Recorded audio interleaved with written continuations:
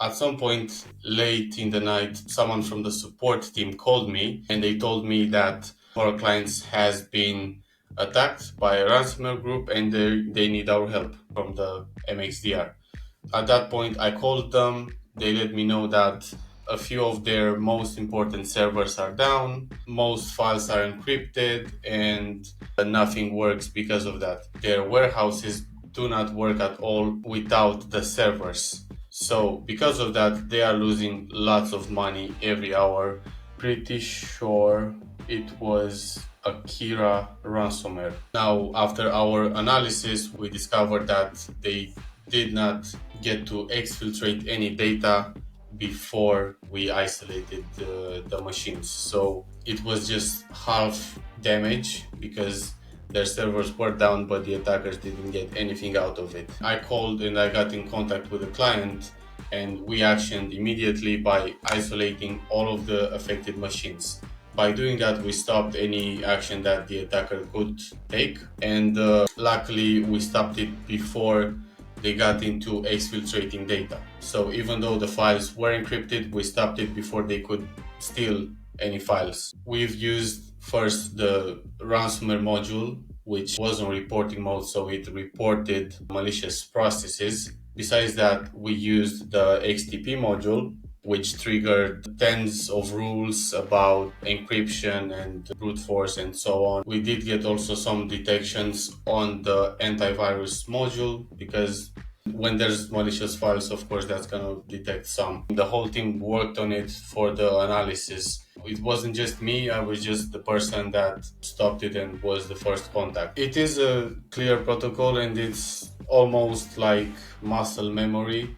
First thing you do, you go isolate the machines that are infected, and we can do it easily with our dashboard. That's the first thing we do. We can get the logs from those machines and we can see the detections. This attack was possible because the client had many vulnerabilities on their third-party apps. Second issue is that one of their public-facing services, so one of the servers which you could log in from anywhere publicly, had a very weak password.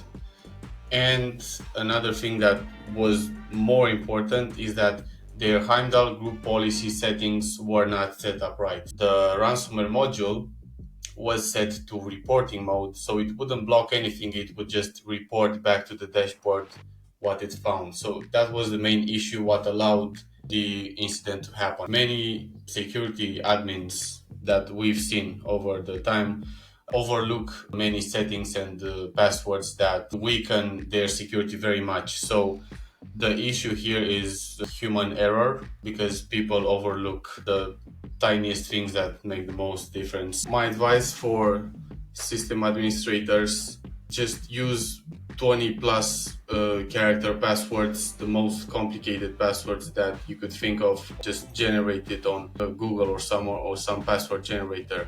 Besides that, use all multi-factor authentication methods that you could. Get a code on your phone, go do a fingerprint, a face ID, something, anything you could to protect it, because at some point someone will try to log into your service and it might be too late to add it. Do a routine check every month for your group policy settings to make sure everything's in order. 50% of incidents are because of these three causes that we just mentioned.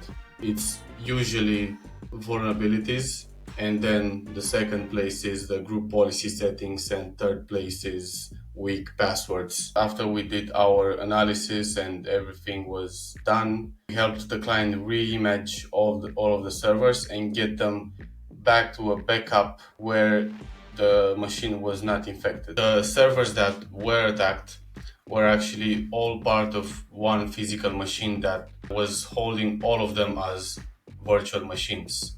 That's why the backup server was not attacked, because it was a different physical machine that they didn't have access to.